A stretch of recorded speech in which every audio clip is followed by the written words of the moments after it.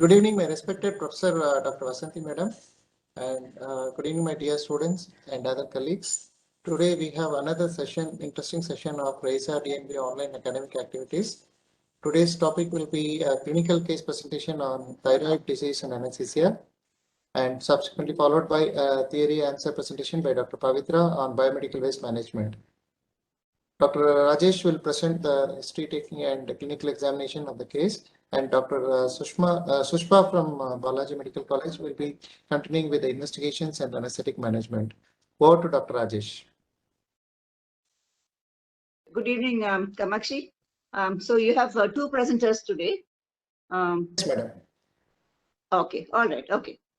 So both of them will be answering. Yeah, both of them will be answering.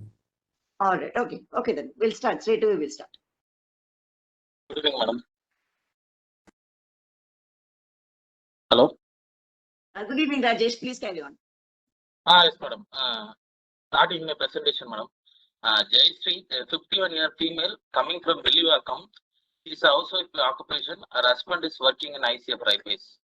She is presented with the chief complaints of painless swelling in front of neck and right side for 3 months. History of presenting illness. She was apparently normal 3 months back. Then she accidentally noticed swelling accidentally during bathing, during or taking bath in right side of her neck. Then she said the swelling has not increased in size. The swelling is of painless, and she says it moves with deglutition, but not with any tongue protrusion. No history of hoarseness of voice. No history of difficulty in swallowing solid or liquid foods. No difficulty in breathing. No history of intermittent blackouts. No history of increased appetite. No history of menorrhagia. No history of weight loss or weight gain. Or no history of any bowel or bladder disturbances. Past history. She is a known patient of diabetes mellitus on treatment for 15 years. Initially, she was started on metformin 500 mg twice a day. Then her dose escalated to metformin 1 gram BD and glycoside 80 mg BD 5 years ago. Now her sugars are very well controlled. She is a known case of hypertension on treatment for 8 years. Initially, she was started on enalapril 5 mg twice a day, then added with amlong 5 mg twice a day 2 years ago. Now her blood pressure is very well controlled. Personal history. She is a non-vegetarian. She consumes mixed diet. Her sleep and appetite are normal. Her bowel and bladder habits are normal. No history of any addiction. Family history.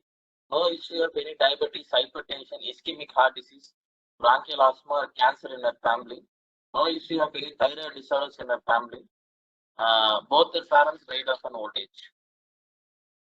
Summary of the history, madam. A 51-year male coming from Villivakkam was presented with the complaints of painless swelling in front right side of the neck for 3 months. The swelling is painless, and it does not increase in size. No other signs of difficulty in breathing or history of intermittent blackouts, voice change, or difficulty in swallowing. Probably a thyroid swelling. Going with the general examination, right is 157 centimeters. 1 minute. Okay. 1 minute. I'll interrupt you here, Rajesh. We can start from here itself. You said there's a painless swelling. You said it's a painless swelling in front of the neck, right? But in the history itself, you were talking something about tongue protrusion and moving with deglutition, which the patient will never say. Okay, patient is not going to tell you about the tongue protrusion or deglutition and all that. So don't mention it in the history. You can ask about it and you can mention it when you're examining the patient. That is okay. But maybe she can, maybe she's very attentive, she can probably say it moves with the deglutition. That is possible. But definitely she will not say anything to do with the protrusion of the tongue. Don't say that at all. So of course, what you said about the weight loss, weight gain, all that is okay. But what did you notice in this history? What is something peculiar which you noticed in this patient? You said she's been a hypertensive and diabetic for quite some time, about 15 years. Diabetes for 15 years and hypertension for 8 years. But you said the requirement of the drugs have increased for the past how many months? Our dose escalation for diabetes was 5 years ago, madam. Okay. But it was increased from metformin 500 mg to now she's taking metformin 1 gram twice a day. Okay. And So she that has was got added nothing to do with thyroid. Yeah. Okay. Okay. So what about the hypertension? hypertension. She was diagnosed while routine medical checkup while she was taking medication for diabetes, madam. At the time, her BP was high. Though they started her on enalapril 5 mg twice a day. Then her dose.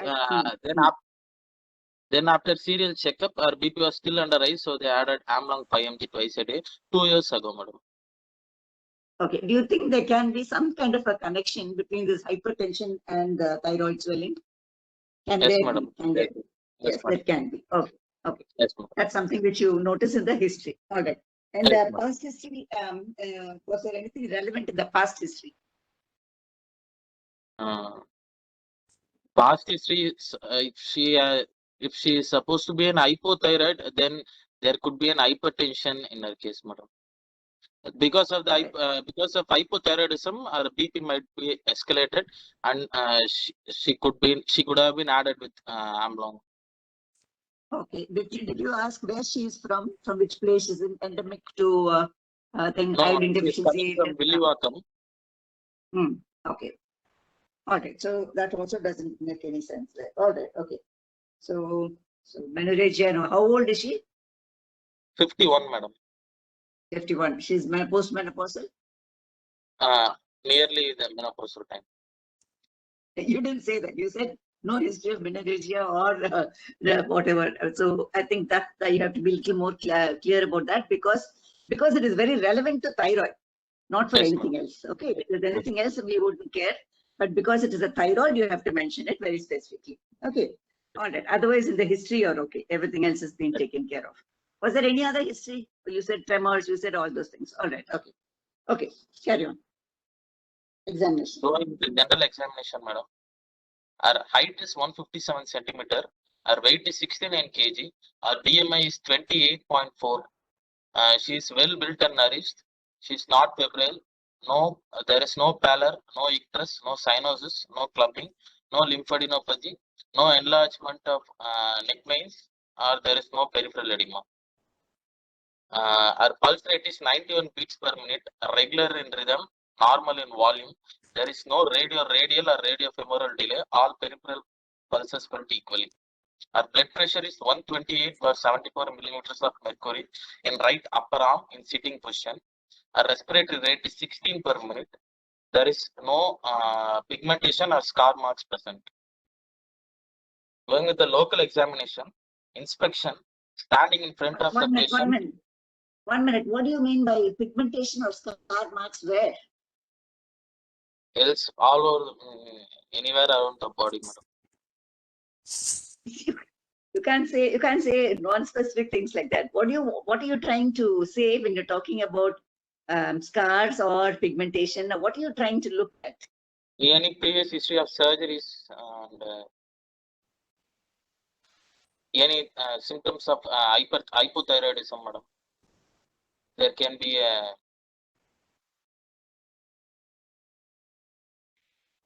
don't say random things like that, okay? So when you have spoken the history itself, you could have said there is no history of previous surgeries. That is okay. Okay, so randomly you can't say just like that about scars anywhere in the body. You can't say things like that, okay?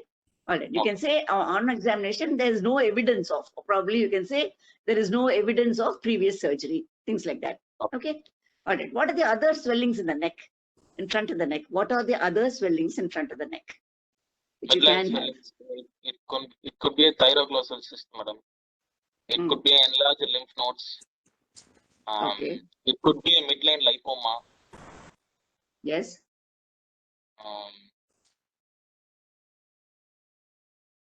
Then it could be a Ludwig's angina.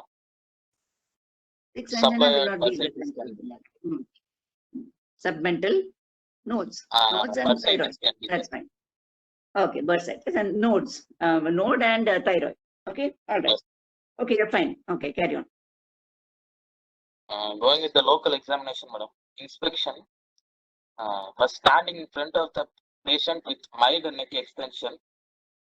There is a swelling noted in the right side of the neck in thyroid region of around 2 cross 2 centimeter. And the swelling moves with deglutition while shitting water. And the lower margin of the swelling can be visualized. There is no venous prominence or visible pulsation over the swelling. A trachea appears to be in midline. And there is no signs of meiosis or ptosis or anhidrosis. To rule out sympathetic trunk invasion by any carcinoma of thyroid is there, there could be any infiltration of the sympathetic trunk, so there could be a Hormone syndrome. There is no signs of Hormone syndrome. Palpation. First, standing from behind the patient, palpation of the thyroid gland is done. The gland is temperature, skin over the gland is normal. Temperature over the skin, temperature is normal around the skin, and the swelling is non-tender. It is a smooth surface with well-defined margin, soft in consistency. There is no pulsations or thrills. Then examining from front of the patient with a little bit neck extended, or swelling is of same consistency and margins, and the lower margin is palpated. The swelling is not fixed over the skin. The carotid pulsation is filtered bilaterally both sides. There is no lymph node enlarged. Then standing from the lateral side of the patient over the right side, I palpated for the lobes of the glands, madam. The lobe doesn't extend beyond the sternocleidomastoid, and while compression of the lateral lobe of the thyroid, there is no signs of dyspnea or stridor in this patient. And asking the patient to stand up and hands raised above the ears, there is no signs of congestion or cyanosis or respiratory distress present. Percussion on sternum, the resonant notes obtained, madam. Auscultation, there is no bruit over the swelling.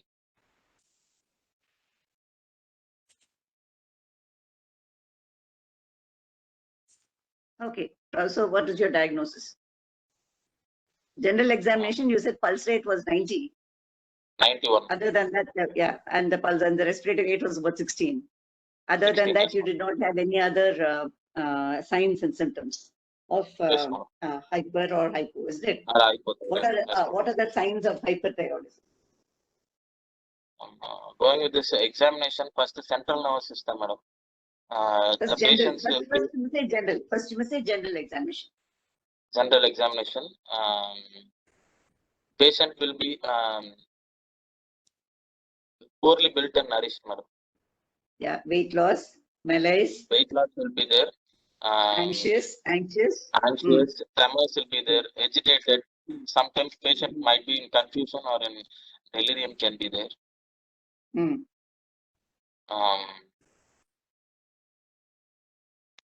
Heat intolerance. And then history of increased appetite will be there. Okay. CNS only, irritability, anxiety. Muscle weakness can be there, madam. Proximal muscle weakness can be there. And then myopathies can be there. Then going to the cardiovascular system, there will be increased heart rate, increased myocardial contractibility, so there will be increased myocardial oxygen demand balance, reduce the SVR and peripheral vascular resistance, so more chances of hypotension. And in severe thyroid toxicosis, pulse can be irregular and there can be atrial fibrillation. Okay, very good. Respiratory system, because of the anxiety, patient might be a little bit hyperventilating. Okay. Then bowel and bladder habits, there will be increased appetite, more chances of secretory diarrhea. And then for a female, genitourinary system, history of menorrhagia can be there, madam. No. In hyperthyroidism, it will be oligomenorrhea. In hyperthyroidism, it will be oligomenorrhea. In hypothyroidism, it will be menorrhagia. Okay. Okay, you said about something about the palpation, slight compression on the lateral lobe did not produce any obstruction. What sign is that called? Coach's sign, madam. What test? What test? Coach's test. Focus test. Okay. And you said something about the hands being raised above the head. What is that sign? Pemberton sign. Pemberton sign. Pemberton sign is not done nowadays. What is the specific role of Pemberton sign? It is not done nowadays, not recommended nowadays.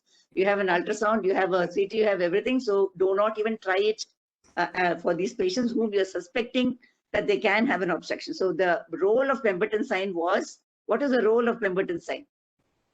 To rule out any compression of the major arteries by the extension of the thyroid gland. Thoracic outlet syndrome. It's a case of thoracic outlet, like you have a compression on the thoracic outlet. So when that happens, you can get the Pemberton sign.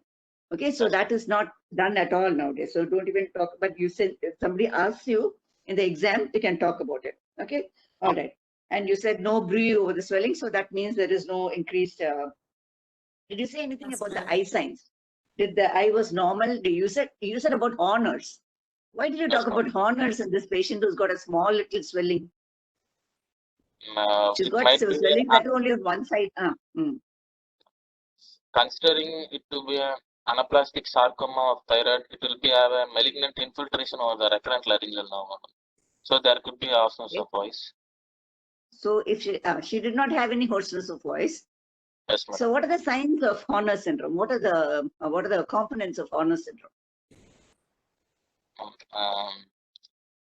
Due to the blockage of cervical sympathetic chain, there will be ptosis, meiosis, anhidrosis over the upper. What type of ptosis? What type of ptosis?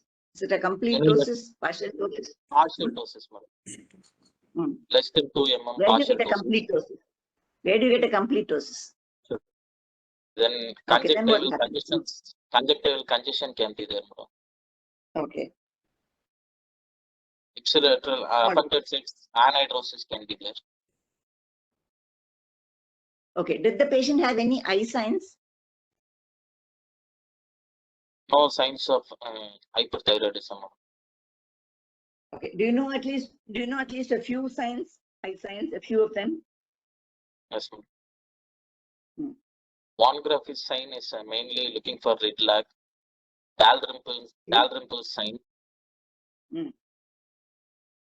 Is eyelid retraction. Okay. Eyelid retraction. Yes, madam. Then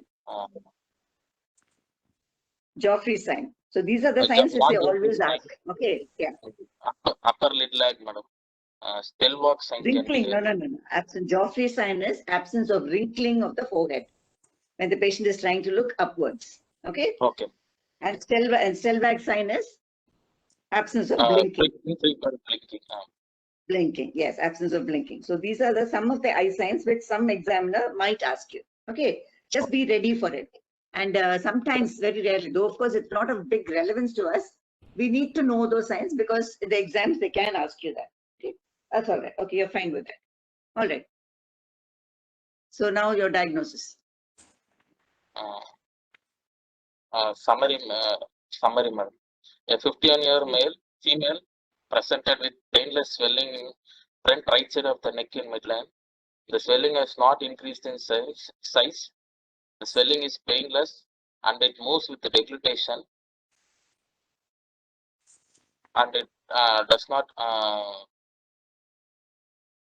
And she has no. The tumor. The swelling has not increased in size, and there is no signs of hoarseness of voice, dysphagia, or dyspnea. And the swelling does not move with tongue protrusion, and there is no other signs of hypo or hyperthyroidism in these patients.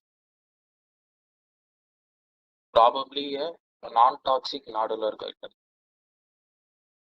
Okay, non-toxic nodular goiter, probably utile. So that also is very, very important to us because we need to know whether it is hyper or hypo, and whatever it is, we need to bring them to euthyroid state before we take them up for surgery. Okay. Yes, so what are the indications for surgery in patients with a thyroid swelling? Do we take all patients for thyroidectomy? No, madam. After What are the indications? investigation and after assessing, checking clinical symptoms, signs, and investigation, we'll plan, madam. The patient is on No. What are the indications? What are the indications? When you advise, suppose one patient is coming to see you, okay, and she's got a swelling in the thyroid. She doesn't have any other symptoms. She doesn't have anything.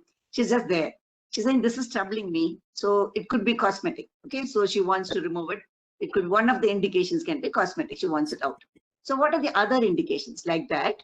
What are the other indications, absolute indications for the surgery? Pain or the swelling can be an indication, madam. And any sudden rapid increase in size of the swelling could be an indication. Suspected malignancy. Okay, you suspect malignancy. When there is a rapid increase in that swelling, you could suspect a malignancy. Okay, so proven or suspected malignancy is an indication for thyroidectomy. Like that, you must say, what are the indications? What are the other indications? You said no, so many things. You said no history of dysphagia, no history of hoarseness of voice, no history of dyspnea. So if the patient has any of the obstructive symptoms, they need to take up for surgery. So this is an indication. Okay, then uterosternal goiter and a hyperthyroidism, which is not getting controlled by treatment. Okay, they're giving a radioactive iodine, they're giving everything else. It's not getting controlled with the treatment. Then you just need to remove the thyroid. There's no other choice. So these are all the indications for thyroidectomy. Okay, so when I ask you indications, you don't say anything else. Okay. Okay. All right. Okay. All right. You're fine. Okay. So we'll go to the next presenter and then we'll go to the more questions. Okay. So we'll see for investigations and then plan for the management of the patient. So for primary investigations, I would do a complete hemogram first to see the blood parameters, to rule out any anemia and to see the hemoglobin and to rule out any anemia in the patient. We will do a renal function test, function test and serum electrolytes to see any abnormalities.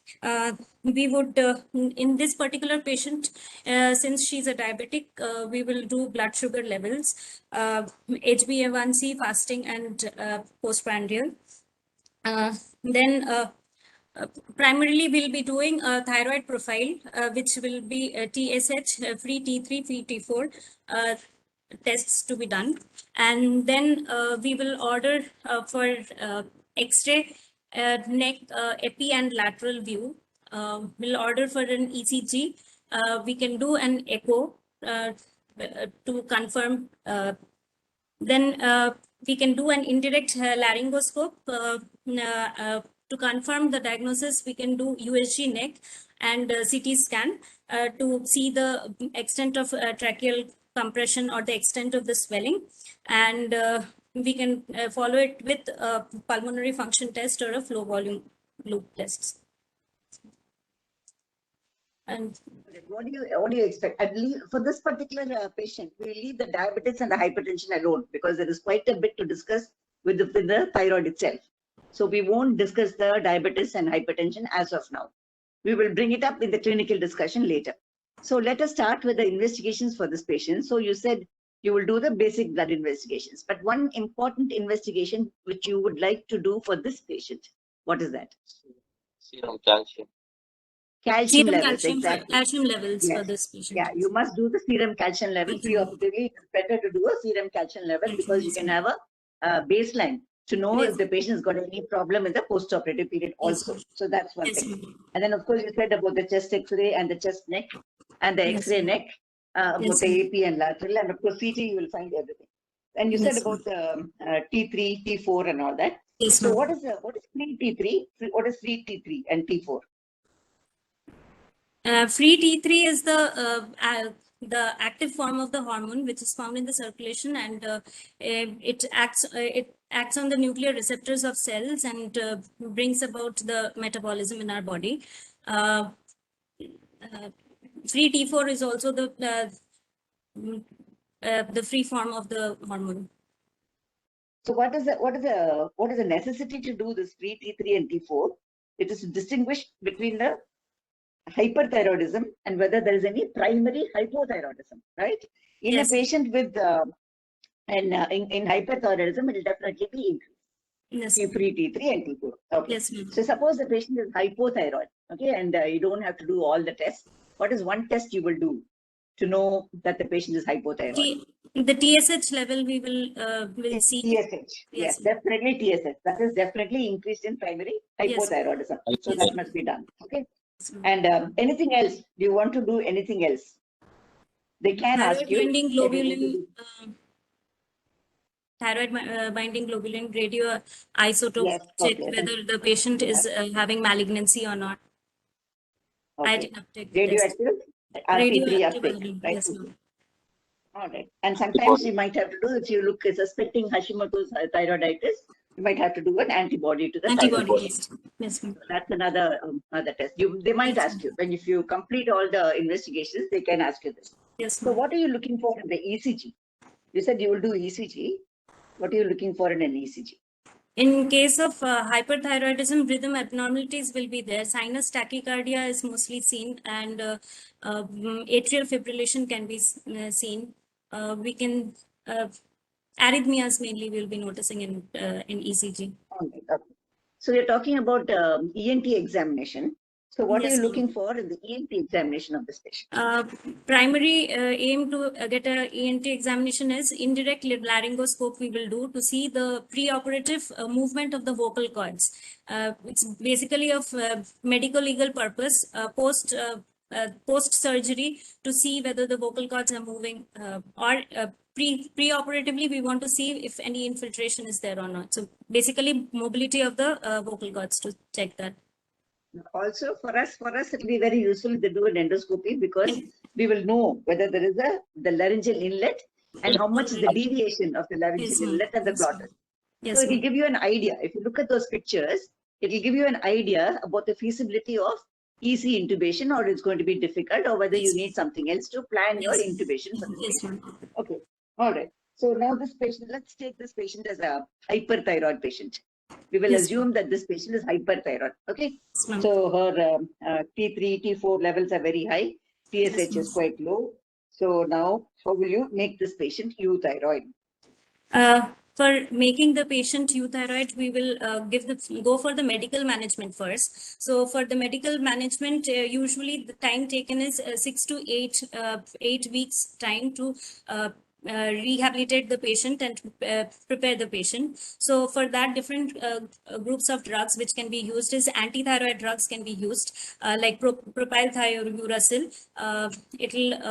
Propylthiouracil at the dose of 200 to 300 mg per oral, taken 8 to 12 hourly. And then we can go for methimazole. It's the same group of drugs. We can go for saturated solutions of potassium iodide. We can go for Lugol's iodine. And if the patient is symptomatic, we can go for beta blocker therapy and radiotherapy as well. Okay, can you tell me something more about synthesis of thyroid hormones, and then only you can talk about the mechanism of action of these drugs, right? Yes. So tell me the synthesis of thyroxine. Ma'am, the thyroid hormone synthesis occurs in many steps. First is the trapping of the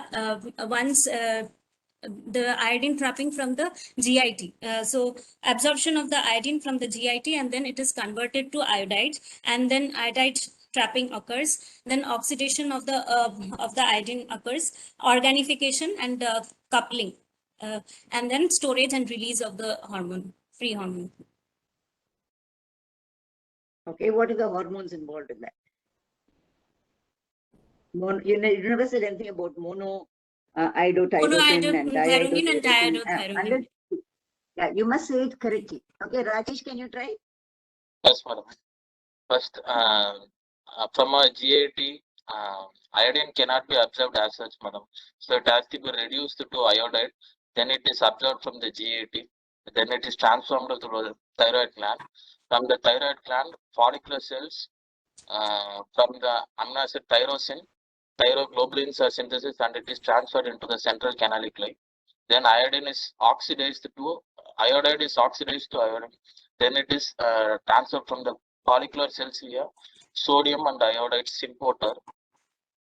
Then from the follicular cells to the central canalic line using a Pendred channel, it is transformed to the central canalic line from where thyroglobulin is synthesized, and it is transferred back to the follicular cells. By combination of this thyroglobulin with iodine, first monoiodide thyrine and diiodothyrosin is synthesized. On coupling, this forms active form triiodothyronine and then T4. Then it is transformed to the follicular cells. Upon action of the TSH, they are released into the peripheral circulation where they act at the nuclear cellular level. And when are they released? Who are they released? They're released in combination with carrier proteins such as TBG, proalbumin, and albumin. So you must remember that it's not just the thyroid globulins, also the proalbumin and albumin. Okay. What is the role, Shushpa, we'll go back to you. Yes. What is the role of hypothalamic pituitary axis in thyroid function?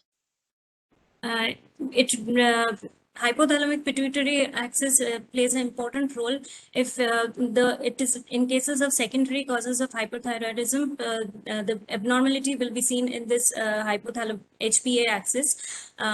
So we will see a raised thyroid stimulating hormone in these patients if there is abnormality in the HPA axis. Okay. Which will in turn lead to increased level of T3 and T4. So increase TSH hormone and increase T3 and T4. All right. Okay. So you said something about carbimazole, methimazole, and all those things. So now you tell me what is the mechanism of action of carbimazole and methimazole? Carbimazole and methimazole acts in the hormone synthesis. So the initial phases of organification, the iodine trapping oxidation will be blocked by carbimazole. It will block the oxidation of iodide to iodine. Okay, yes. Be very clear about all that. Okay. So what happens with propylthiouracil?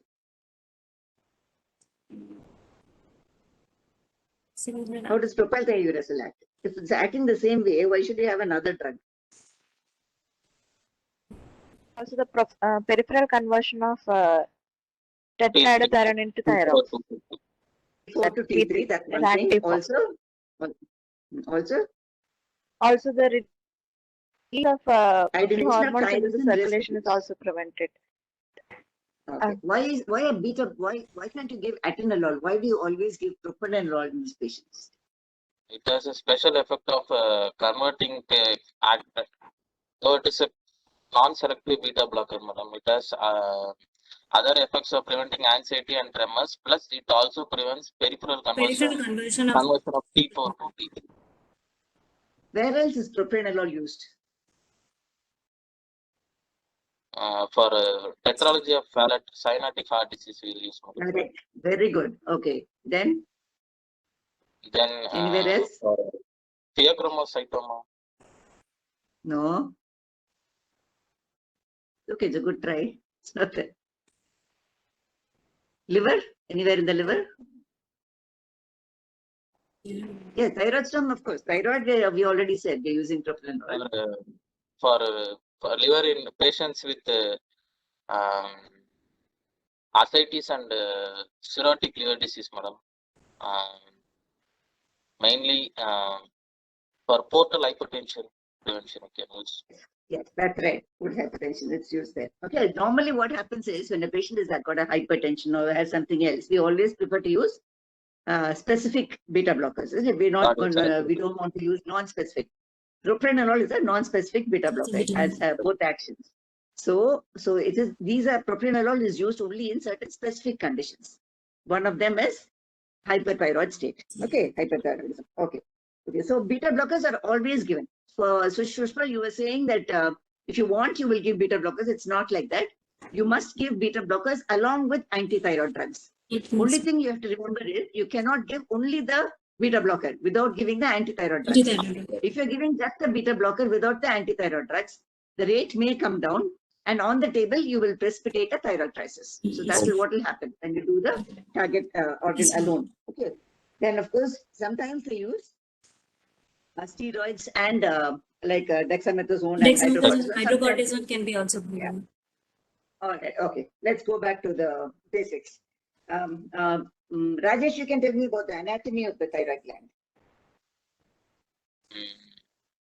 Thyroid gland. You only starting said, from you only embryology. spoke about the position of the thyroid swelling. So you tell me about the anatomy of the thyroid gland.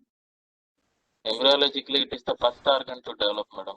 It starts developing from 7th to 10th week, 13th week of gestation.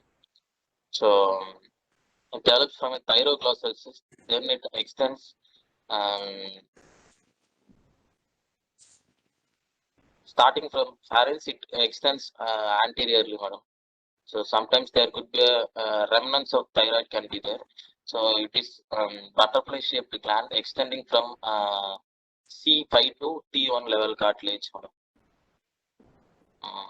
It has two lobes, two lateral lobes, and a central isthmus.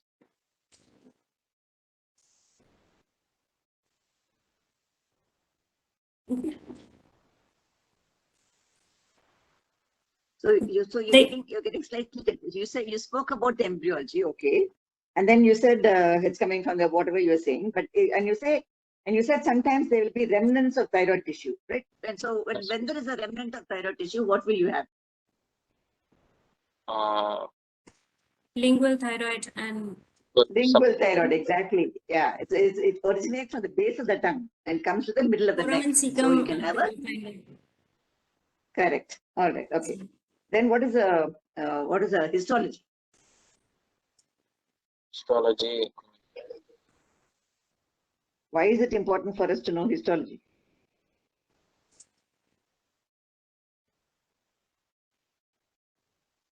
Proper functioning of the thyroid follicles is important for us to know. And in case of chronic TSH deficiency, this thyroid follicles keep growing. So in cases in pathophysiology of multinodular goiter, what we see is the center of the follicles are inactive, and the peripherals we will see activity. So there will be specific areas of activity and inactivity in case of if we see a histological slide for thyroid tissue. Very good. Anything else? What is calcitonin? Parathyroid C cells of parathyroid gland we will see, which will produce the calcium kind of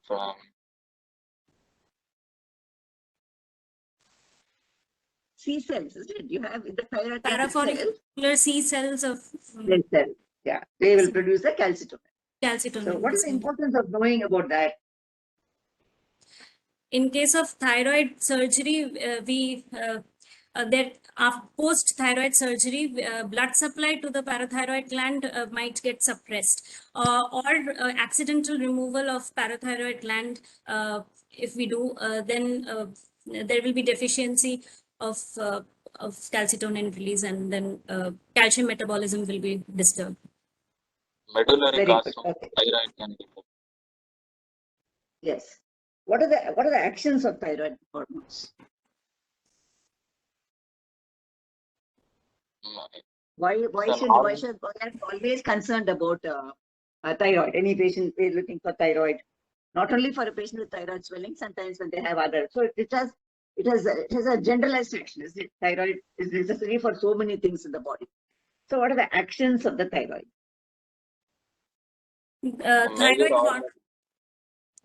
Thyroid hormone mainly takes part in metabolism. It acts on the nuclear receptors of the cells. Mainly growth and development is taken care of by the thyroid hormones, and it acts throughout the body over different systems for that. Skeletal growth and CNS growth is very important for thyroid. Thyroid hormone is very important for the development of skeletal muscles and skeletal system and the CNS. So in the beginning of the class itself, I was asking you something about diabetes and thyroid, is it? Yes, ma'am. So does thyroid hormone do anything to do with glucose utilization? It does gluconeogenesis and glycogenolysis. So it directly affects the sugar levels in our body. It increases the sugar levels in the circulation. And what happens to the fatty acids and cholesterol and protein? So you must know this.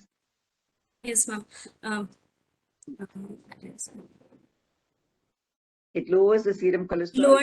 It lowers the serum cholesterol. Yes, ma'am. Okay. In the heart, of course, we already spoke that it increases the heart rate, the contractility, Yes, and thereby there is an increase in the cardiac yes, output.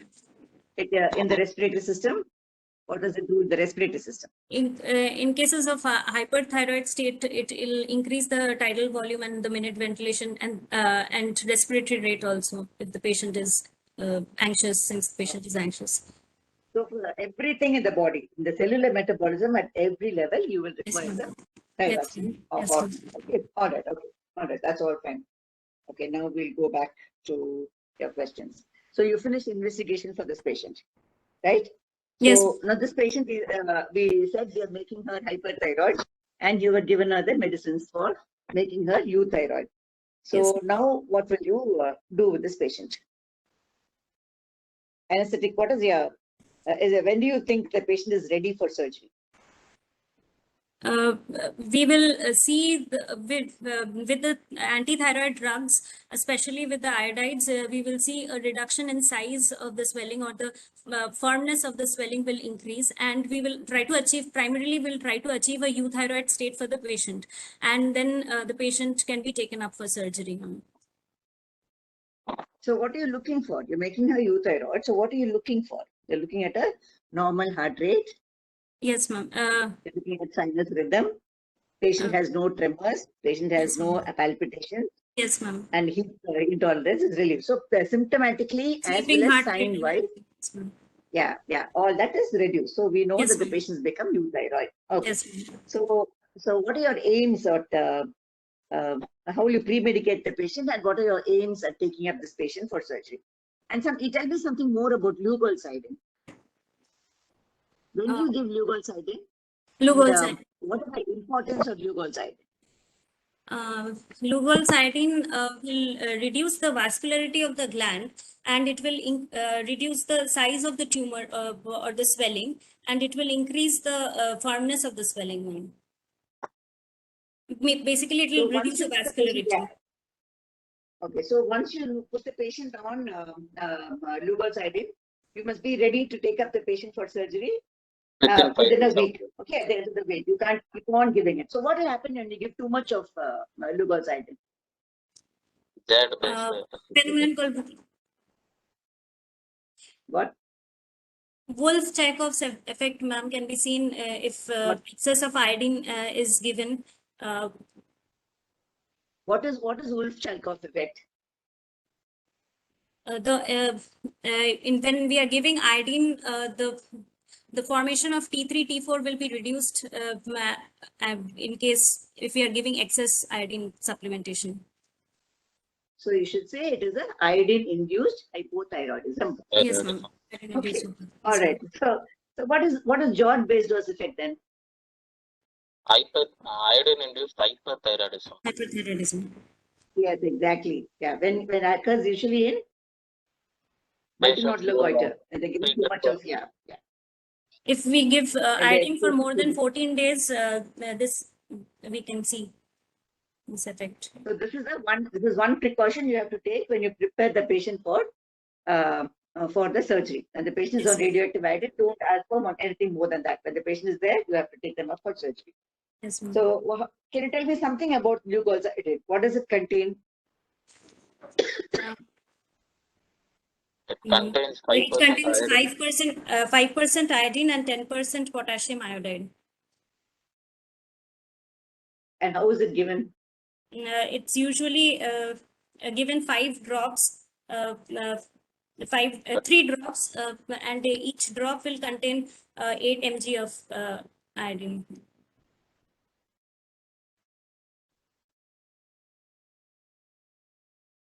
Okay. So now, what is your aim? What is your aim of surgery? Now, this patient has come to you. You have given her all the anti-thyroid drugs. You have given her lugolzidine. You have given her you've given her propranolol. Her pulse rate is now 80. Her blood pressure is 120/80. She has no other symptoms, and she is ready for surgery.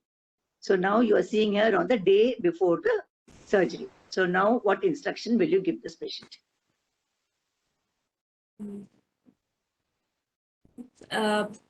Ma'am, pre-operatively, we will counsel the patient if in case, since this thyroid swelling was small in size, we didn't have to anticipate for a difficult airway. So we'll just No. I said now interact with this the patient is hyperthyroid.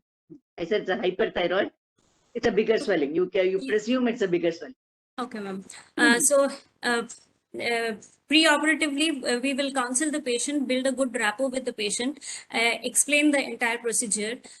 All this interaction will bring down the anxiety of the patient. So, and the night before the surgery,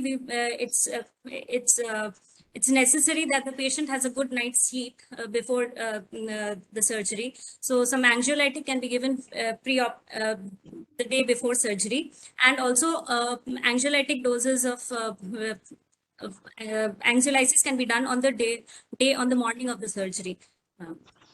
And considering if it is a, What would you like to give? What would you like to give? We can give alprazolam.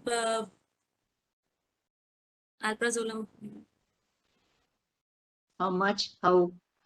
What is the route? Anything you say, any drug that you say, you have to tell me the dosage and the route of administration.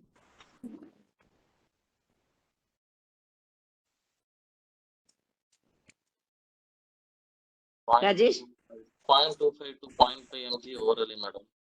And there is also a 0.5 milligram orally. Okay, Rajesh. Okay, on your examination of the patient, did you tell me specifically about the airway of this patient? Assessment of the airway of this patient. Did you tell me? No, madam. I was. You only must say, no? I was waiting. Maybe I thought maybe Shushma she will say. She also didn't say because she went straight to investigation. So you tell me about airway assessment in a patient with thyroid swelling. Airway examination, madam. First, mouth opening for her, it is adequate, madam. It allows 3 fingers. Since it's a small swelling, thyromental distance can be seen, madam. It is more than 6.5 centimeters. Her Malambati grade is grade 2. Her neck extension is adequate. And her thyromandibular joint is mobile. And her dentures are, no artificial dentures are there, madam. Her spine looks normal. Okay, so you don't have any issues about airway for this patient. Yeah, suppose the same patient has got a huge diffuse swelling occupying whole of the neck. Okay, it's occupying whole of the neck. So now, how will you assess the airway for this patient? Preoperatively, I will do fiber optic examination. Okay, all right, okay. So you can assess with doing a fiber optic, and then you can decide what kind of anesthesia you're going to give for this patient. All right, okay, that's fine. Okay, we'll go back. Shushma, we'll go back to you. Yes, ma'am. So you're starting with the benzodiazepine. You're giving alprazolam 0.5 milligrams. Yes, ma'am. And previous day and on the day of surgery. Then. Yes, ma'am. Ma'am, once the patient proper informed consent and everything is taken, we'll ship the patient in. To pre-medicate the patient, we will avoid atropine because, as you said, it is a hyperthyroid patient with so heart rate can be increased in case if we are giving atropine. We can give limited dose of other anticholinergic like glycopyrrolate can be given, ma'am. After it is preferable not to even say that because glycopyrrolate also can increase the heart rate, not to that great an extent as atropine. But you could say, but another good drug which you can use is promethazine. Okay, promethazine has many effects. It has anti-sialagogue. It has mild sedative effect. It's a good drug to use as a pre-medication, especially for patients with thyroid swellings. Okay, otherwise it's commonly we don't use it, but it's anti-emetic. It has many actions. Promethazine. Okay, Phenergan. It can be used. Okay, it is preferable to avoid anything which increases the heart rate. Yes, ma'am. So you can say it like that. Okay. Ma'am, then short-acting opioids can be given, like fentanyl is given before induction, and in the Already pre-medication. gone to the induction. Okay. Pre-medication will give. Okay. Okay. And then for inducing the patient, we will generally prefer this is, since this is a hyperthyroid patient, we will prefer thio group like thiopentone. We will prefer in this case, and we will go for, we will assume that this is a difficult with a huge swelling, since neck swelling is big in size, so we will use succinylcholine for as a muscle relaxant. And 1 minute. 1 minute. 1 minute. Did you tell me about the blood grouping, cross matching, having blood ready on hand? You never mentioned all that in the pre-op, isn't it? yes, Did you mention it? no, ma'am. You didn't Just mention. Please write it down and make sure that you mention all that. yes, ma'am. Concern for Yeah. tracheostomy. Yes. Later, post-operative. Yes, ma'am. So one thing is you have to plan the airway management in the preoperative period in a very, very proper manner in a patient with a huge thyroid swelling. Yes, ma'am. Because in any other case, if you have a problem, you always have front of access to the trachea. Yes, Whereas ma'am. in a patient who's got a huge thyroid swelling in the front of neck itself, you can't access the trachea. So you can't do an emergency tracheostomy if you're not able to ventilate the patient. So the planning of the airway, of securing the airway, must be 100% before you cannot land into trouble, right? So now you're saying you're going to use succinylcholine for intubation, right? Intubation. Okay, Yes. fine. Okay, now what monitors? Did you put the monitors? Did you start the IV line? Did you, No. nothing you did? Ma'am, once we shift the patient into the OT, we will before shifting the patient, we should have a difficult airway cart ready for this particular Exactly. patient, Yeah. and a thorough checking of the anesthesia machine and circuits should be done, and we will see whether the suction and everything is ready. We should have a trained assistant with us to help us out in case of a big neck swelling. And then once the patient is shifted in, we will connect all the monitors. Monitors will include the basic non-invasive monitors like blood pressure monitoring, saturation probe, ETCA2 monitoring, pulse oximeter, ECG, 5-lead ECG. IV line with it. We'll secure an IV line With extension. to Thyroid and Temperature. temperature. Temperature probe. Yes, ma'am. Yeah. Oh. Okay. All right. When do you need an invasive monitor for these patients?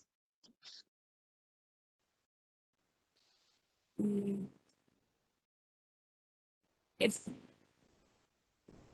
Considering the patient. If it's a retrosternal extension of, if we are suspecting a retrosternal goiter, in that case, we will have invasive monitoring ready, because there's chances of excess amount of blood loss, and the operative steps will also change. So in that case, we'll have an invasive monitoring. An hyperthyroid patient with atrial fibrillation, madam. Wait, 1 minute. I can't hear you very well. 1 minute. Just be on the line. Just be on the line. I'll join you again. Okay. Just be on the line.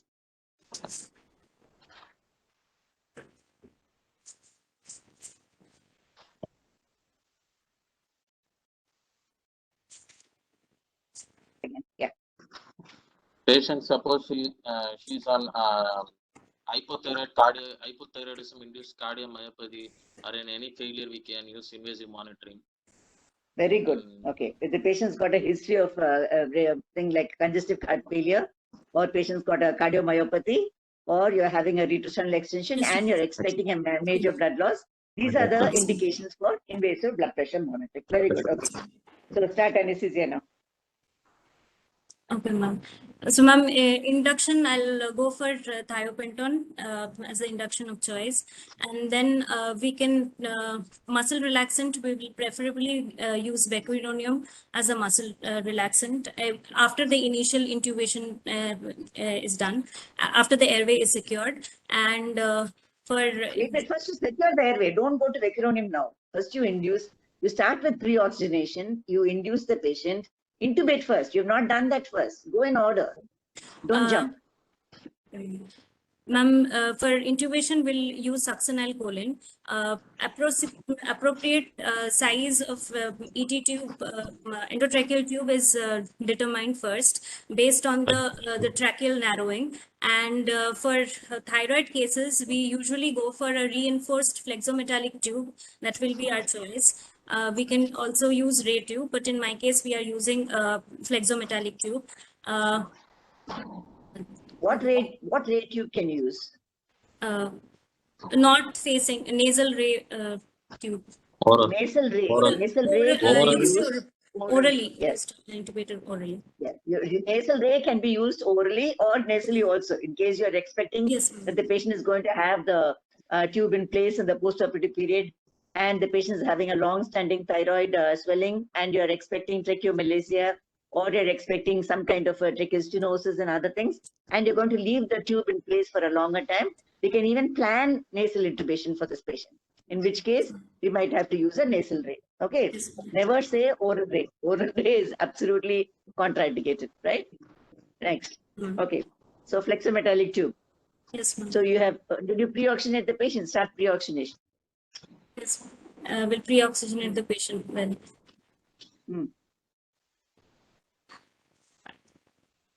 So now you're given this choline, okay? You have given the succinylcholine, and all along you were able to ventilate the patient.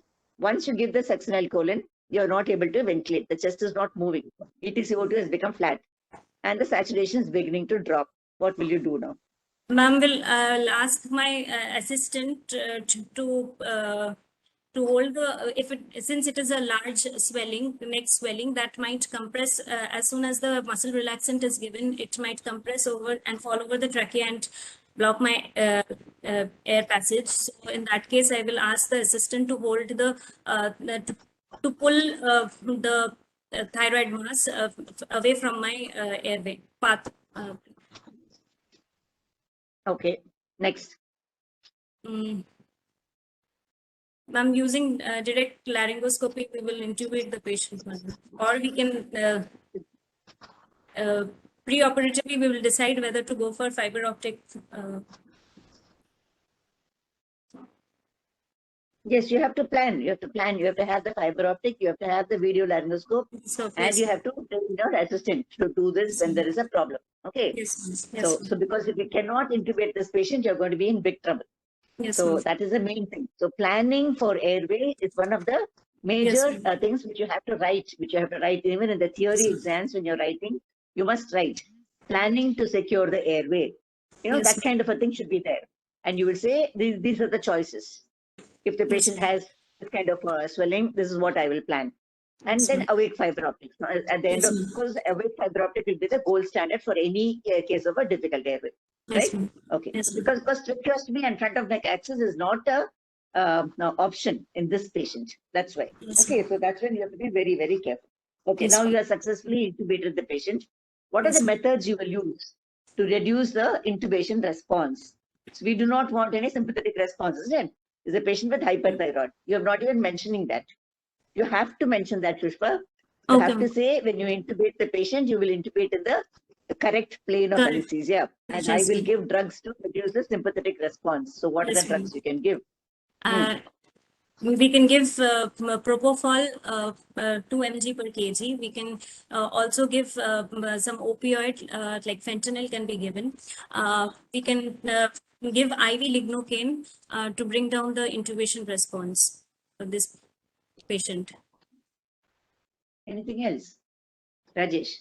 And spray, we can spray local anesthetic over the area, madam. Topical Okay. Anything else? Per kg. Huh? Dexmedetomidine 0.5 mg per kg, 5 minutes. Dexmed, yes, Esmolol can okay, also very good.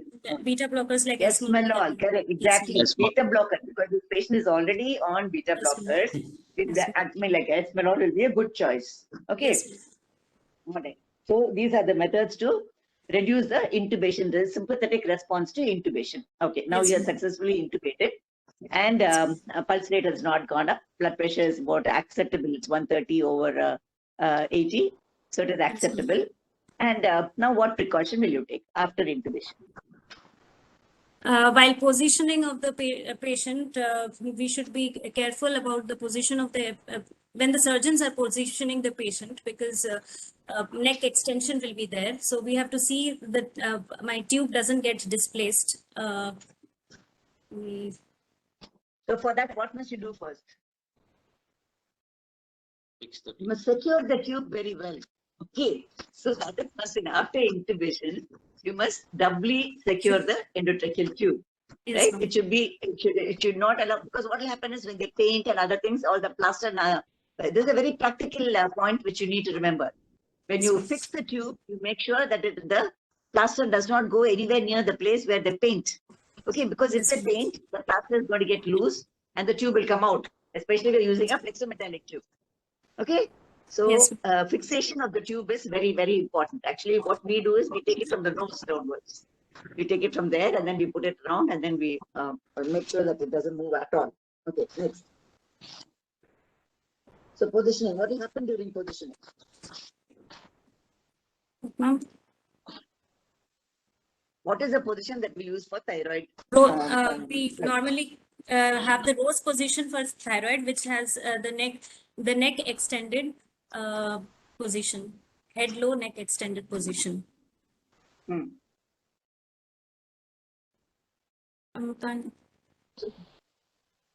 then what do you do? Hello. Yeah, tell me. Yes, ma'am. The thyroid position is usually called the rose position, where the neck is extended and the head is in a lower position than the neck, to give a better operative field for the surgeon. So what are the problems that you can have because of this? Dislodgement of the tube. The dislodgement of the tube can happen. Either it can come out or it can go endobronchially. In this case, since we are extending the neck, it can come out. How? It will come How out. is going to be?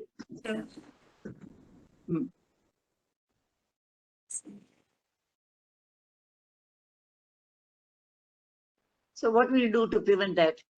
You're fixing it very well. Okay. Then, then what must you do?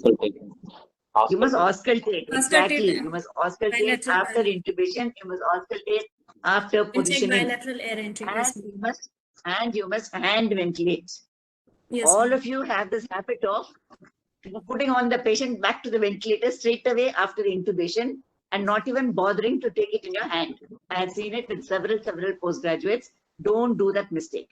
If there is any positioning which involves the upper airway, like in facial-maxillary surgery, ENT surgery, thyroid surgery, any positioning which is required, any position, neurosurgery, all these things, what you must do is, after auscultation in the beginning, after positioning, you will take the bag in your hand, you will ventilate, auscultate, and only then connect to the ventilator. Don't allow the patient to be on a ventilator while you are positioning the patient. Very, very tactical, important tactical tip, which all of you must follow for safety, for your own safety and for the safety of the patient. Okay? Don't ever forget this. Okay, next. What is happening to the arm? Arm must be at the sides. Okay, arm must be adducted. It will be close to the patient's hand because patient's body. So how will you have access to the drip, to the IV line? The IV access should be usually secured to the opposite side of the place where the surgeon is standing, and 100 centimeter extension should be connected to the IV line so that we can get a easier access. Then you must have eye protection. Don't forget about the eye protection, ointment, eye protection, especially if the patient's got proptosis. Okay. Yes, ma'am. So next is surgery is starting. So how will Yes, you how will you maintain anesthesia for this patient? For maintaining anesthesia, the inhalational agent of choice will be sevoflurane in this case. Sevo and for my case, I'll choose Sevo. Then for muscle relaxation, Why not isoflurane? Why not isoflurane? sevoflurane is a much more hemodynamic changes will be much lesser if compared to isoflurane. Isoflurane can also be used for this case. You don't use desflurane. That's something which we don't use. Yeah, because desflurane increases sympathetic response. yes, ma'am. Actually, what are they? What are all desflurane, isoflurane, sevoflurane? What are they? What derivatives are they? Halogenated fluorides. Huh? Halogenated fluoride compounds. Okay, what derivatives? Is halothane? Halothane is also halogenated. N-fluorine derivatives. It's ether derivative. All of them are ether derivatives, right? Desflurane, isoflurane. That's why they have analgesic property. If you look at the chemical structure of isoflurane, sevoflurane, or desflurane, or whatever, all of them are ether derivatives, right? And they're made non-inflammable, right? Non-combustible. That's because of the addition of the fluorine. So that is why it's fluorinated. Okay. So these are all ether derivatives. Okay. So go back. So isoflurane, and that's why I said desflurane, because it can increase the sympathetic response. Because it has more ether. Yeah, because ether also increases the sympathetic response. So we need to know that. Okay. All right. You can use isoflurane or sevoflurane. And then Yes, ma'am. now you can have short-acting opioids. That's fine. Okay. Then vecuronium is there. Okay. All right, For fine. muscle Vecuronium is relaxation, fine. we'll use vecuronium. All right. Good. Okay. So if the patient has a what monitor will you use at this point of time? Neuromuscular monitoring will Correct. be Exactly. Very good. Okay. Now peripheral nerve stimulator can be used. Okay. Suppose there is a hypotension. There is severe hypotension on the table. What can you use? What are the causes of hypotension on the table?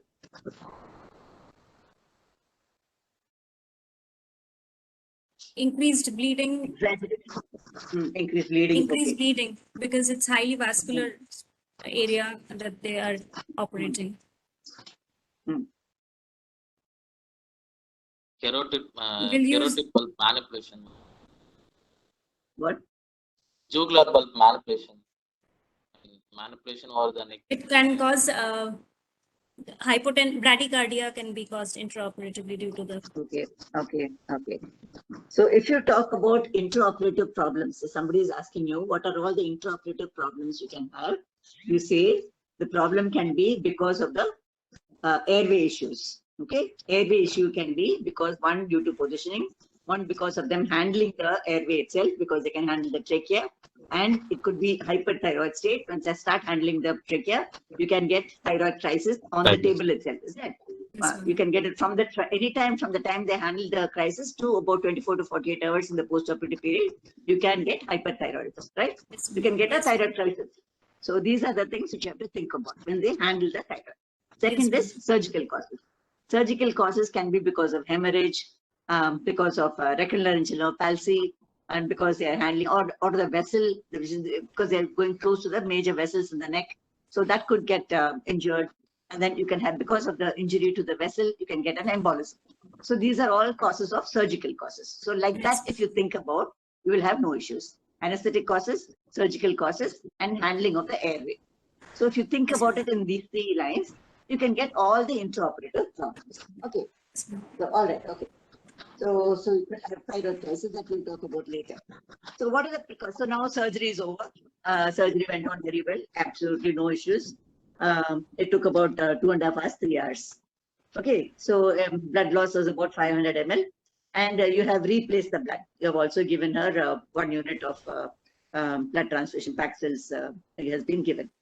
So now, what are your extubation strategies for this patient? Surgery has taken about 3 hours. So what are your extubation strategies?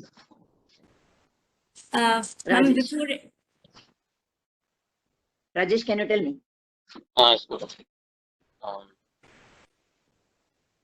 First, before the surgery, after the surgery got over and the wound has been closed, I'll check for the coupling test, madam. First, I'll check for the coupling test, and if there is no coupling, Your voice is breaking. I'm not able to hear you very well. I'll perform coupling test, madam. Hmm. What To is it? look for any. I'll deflate the cuff and with the tube inside too. I'll check whether the air comes around the tube by auscultation, madam. If there is a coupling, then there is no tracheomalacia. The trachea is intact. And after my meeting the criteria for extubation, after all the criteria for extubation is measured. What is the criteria for extubation? Now you're asking for trouble. First, hypothermia should be corrected, madam. Hmm. Patient should come out of relaxant. Adequate tidal volume should be there. Tidal volume of 5 ml per kg. Vital capacity of 15 ml per kg. Negative inspiratory pressure of 15 to 30 centimeter of water. What will happen if there's an increase in the negative pressure? Negative pressure pulmonary edema can be developed. What is that? Because of the forced inspiration against the closed glottis, there will be a leakage around the pulmonary capillaries, pulmonary alveolar capillaries. Increased inspiratory pressure against the closed glottis will drive the leakage around the pulmonary capillary vascularies, so there might be developed pulmonary edema. So in what conditions do you get that? Can you get it in thyroid swelling?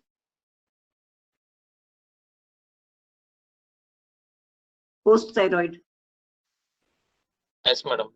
There is a laryngospasm or post-thyroid tracheomalacia, patient expiring against the closed glottis, she might develop negative pressure pulmonary edema. When they recover completely out of the muscle relaxant effect, which you have seen with the peripheral nerve stimulator, and the patient, the TOF is 100, it's complete, all the four things has come up, and the patient is completely recovered from the muscle relaxant effect, and he takes a deep breath against a closed glottis, then you can get this negative pressure pulmonary edema. Or you relieve an obstruction. If there is an obstruction, and you suddenly relieve the obstruction, and then the patient takes a deep breath, then you can get this kind of an edema. Okay, so you can get a negative pressure pulmonary edema in this patient also. Okay, then. Then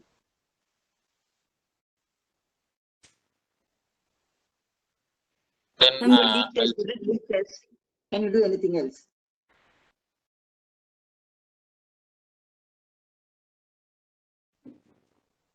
If there is an EMG tube, then I will check for recurrent laryngeal nerve intact, madam. Without the relaxation. What is that tube? EMG tube. Okay. Yeah. All right. Okay. Can you do something else? Electromyography. We can use an LMA and see the vocal cord movements using a fiber optic bronchoscope and see the movement of them. The LMA? You're saying something very close to what you're supposed to say, but you don't use an LMA straight up. Use an FOB, go along the tube, remove the tube and the FOB together, and you look for collapse, tracheal wall collapse. If you find the tracheal wall collapse, immediately put the tube back. Back again, yes, ma'am. Okay, so you don't extubate and then put a LMA and then look for the fibroscope. That doesn't work. Okay. Yes, ma'am. Yeah. Okay.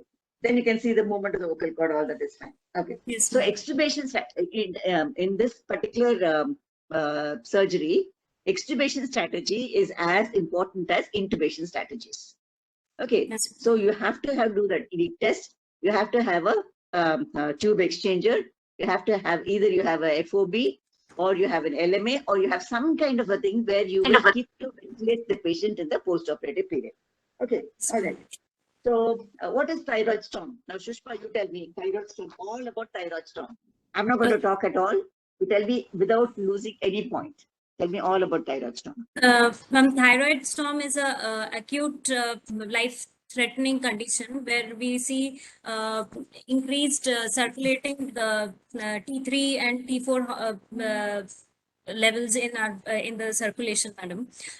So due to acute stress, due to the infection or the acute surgical stress or the stress of the anesthesia, thyroid storm can occur. It can occur in the intraoperative period as well as in the immediate post-operative period as well. And so a thyroid storm is a hypermetabolic state where we will see increased body temperature, then increased in all the vitals, like increase in heart rate, tachycardia will be seen, increased in blood pressure will be noticed. It can be noticed intraoperatively as well. So to manage thyroid storm, we will start giving IV. We will start giving IV fluids and crystalloids, glucose containing crystalloids, because it is a hypermetabolic state. That's why since the temperature has increased so much, we will give cooling measures. We can use peripheral cooling measures and central cooling measures as well. For central cooling measures, preoperatively we should be during induction. After intubation, we should put a nasogastric tube. So through that nasogastric tube, we can use cold saline and cause the cooling. We can also use ice packs or cooling blankets or cool humidified air. Then beta blockers like propranolol can be given to bring down the heart rate. We can use steroids. Steroids like dexamethasone and hydrocortisone can be given. Dexamethasone 2 to 4 mg is given, and hydrocortisone around 100 to 200 mg can be given. Other than that, via the nasogastric tube, we will usually give antithyroid drugs like propylthiouracil can be given through the NG tube, usually at the dose of 200 to 400 mg can be given every 8 hours.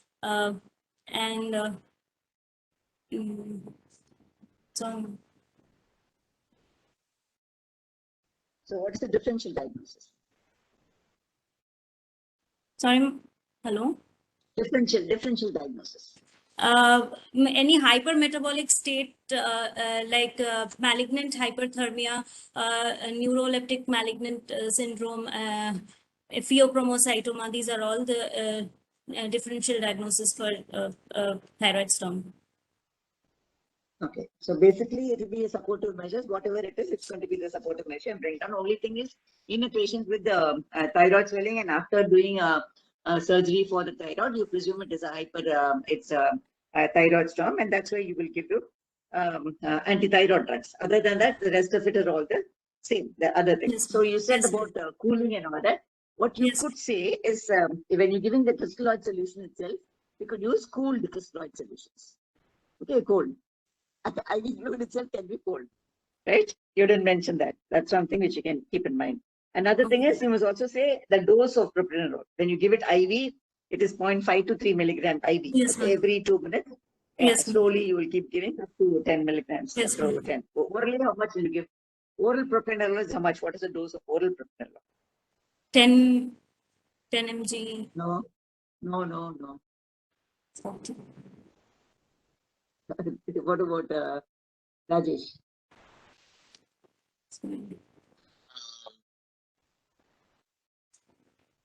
Oral propranolol dose, madam.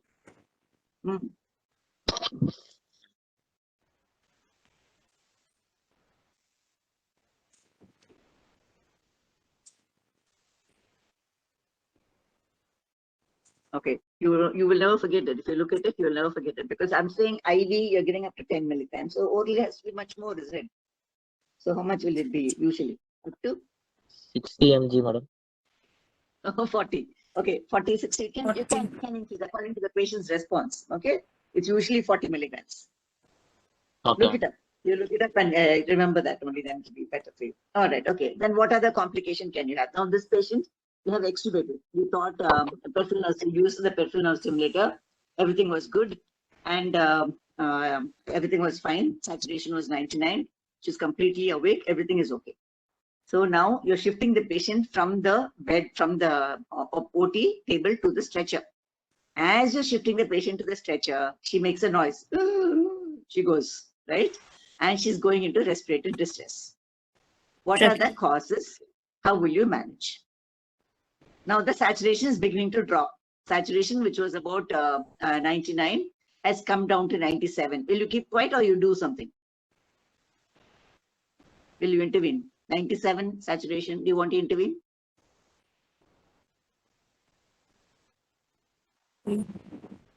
Yes or no? 97. If he makes a sound that the saturation drop, means there may be recurrent laryngeal nerve palsy because of the surgery. So it is a caution. You shift the patient back to the table. Yeah, the answer is you will intervene because what has been 99 is beginning to drop, right? See, if it's coming down to 97, 96, 94, and then it goes back to 97, 98, then it's fine. But what happens is, always remember when there is a serial drop in the saturation or in the EtCO2, or there's an increase in the EtCO2, serial increase. So you must see the range at which it goes. You have to see how it goes. And then you have to intervene. So obviously you have to intervene. She's making a noise and it's come down from 99 to 97. Just because it's 97, don't say it's okay. 97, she's acceptable. You can keep quiet. You can't. You must intervene. So what are the causes?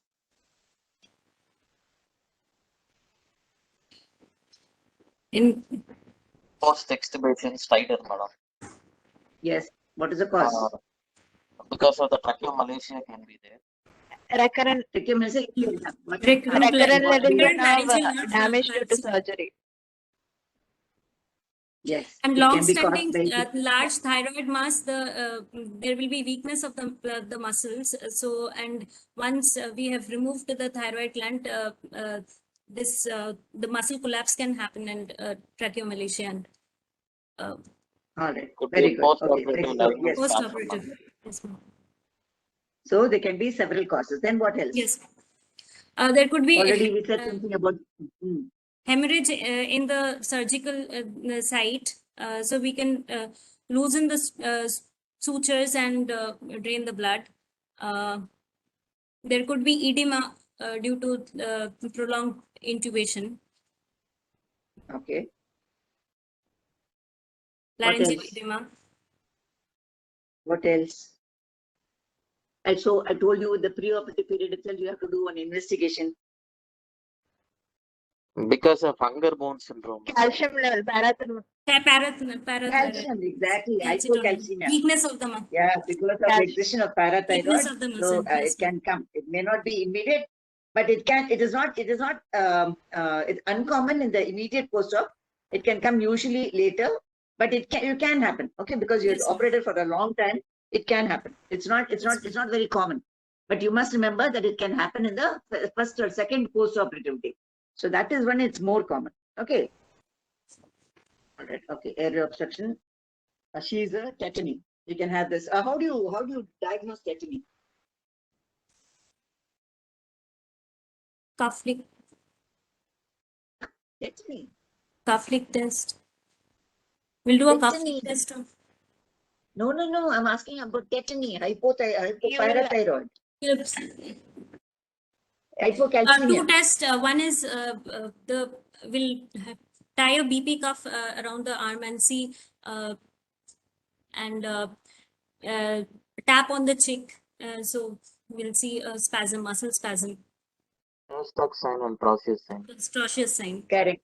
Yeah, Trocheus sign and Trocheus sign. Somehow she's getting a block. All right. Okay. So these are all the problems. Okay.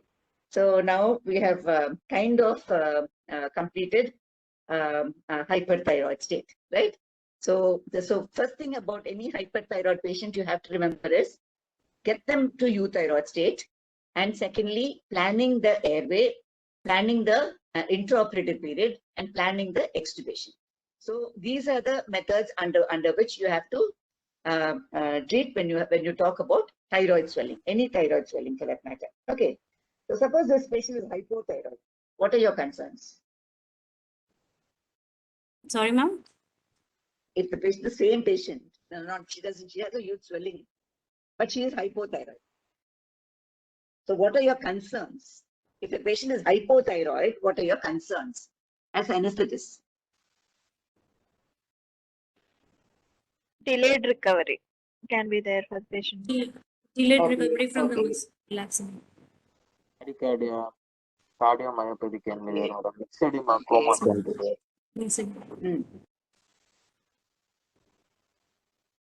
Hypothermia, hypoglycemia, Hypothermia. hyponatremia, anemia, adrenal cortical insufficiency. You can't forget all this. Okay. Madam. Increased sensitivity to sedatives. Okay. Decreased requirement of anesthetic agents.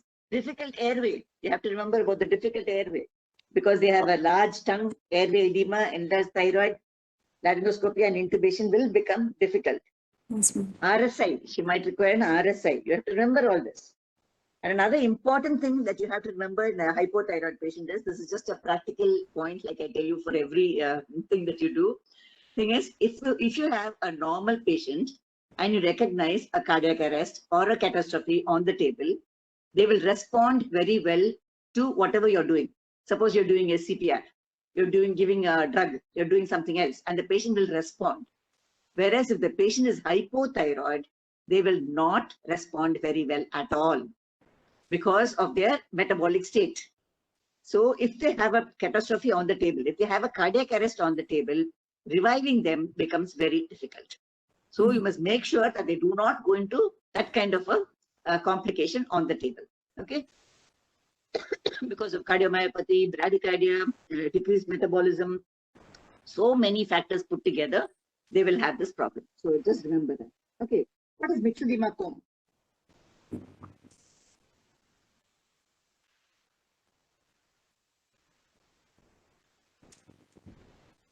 Rajesh? A patient of hypothyroid presenting with, usually they'll present with any hypothermia, hypoventilation, altered consciousness, drowsy, and stupor, madam. Okay. Hypothermia, loss of tendon reflexes, hypoventilation, Hypoglycemia. hypotension, coma, right? Okay. Treatment. Treatment usually will first give IV thyroxine is there, madam. Leothyroxine. Correct. IVT3. Triiodothyronine can be given IV. Yes, ma'am. Of 200 to 400 mics IV can give for over 2 minutes. From Then fluid resuscitation. All of you are getting airway breathing and circulation. yeah, okay, yeah, CPR, yeah, anything, yeah, BLS. First Fluid I'll check resuscitation, glucose, airway, breathing and oxygen, circulation. ventilation, support. Okay. Then So I'll give pregnant patient. Yeah, tell me. Then what do you want to give?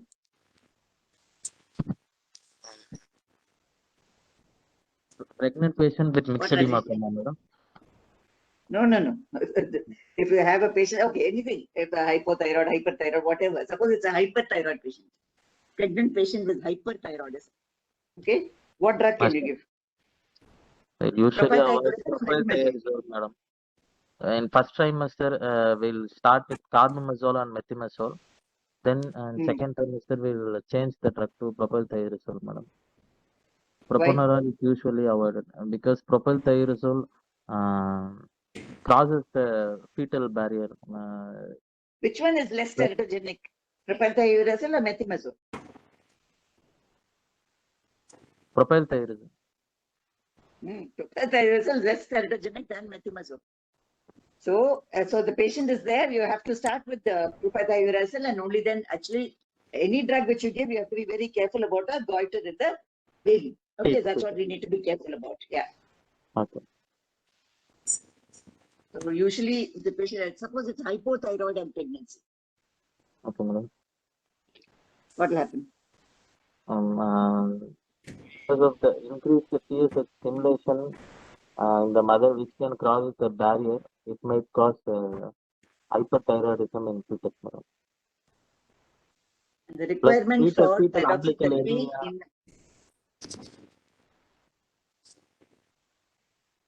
Can't hear you very well. Breaking again. Hello, madam. Can you hear me, Yeah, madam? yeah. Now I can. Yeah. Okay. Fetal hypothyroidism can present, madam.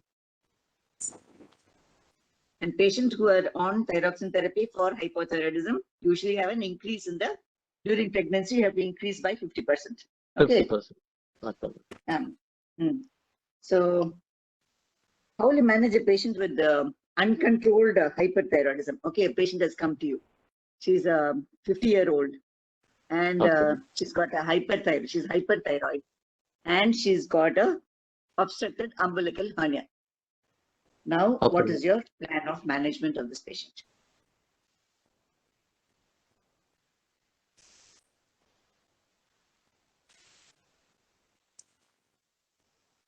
For a What's rapid Give conversion, glucoside into the patient. there is a drug called Opioids, madam, which will rapidly convert hyperthyroid state to euthyroid state, madam. And I will give propranolol, I will give dexamethasone to prevent Very peripheral good. Very conversion good. of T4 to T3. Okay.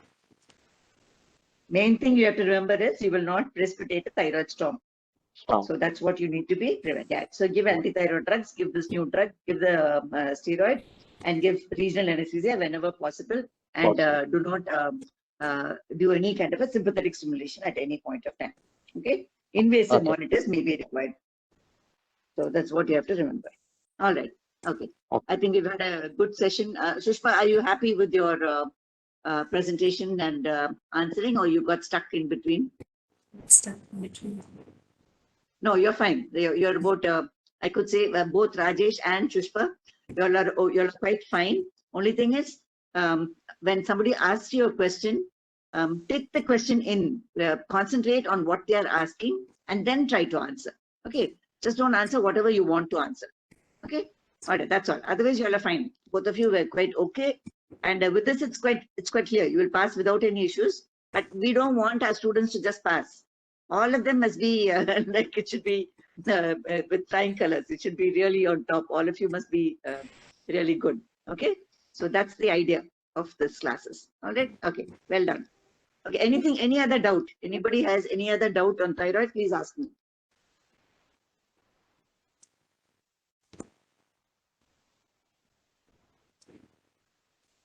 Any doubt from students? Dr. Ammu, Dr. Preeti Gaikwad, Dr. Geeta Devi, Dr. Preeti Shukla.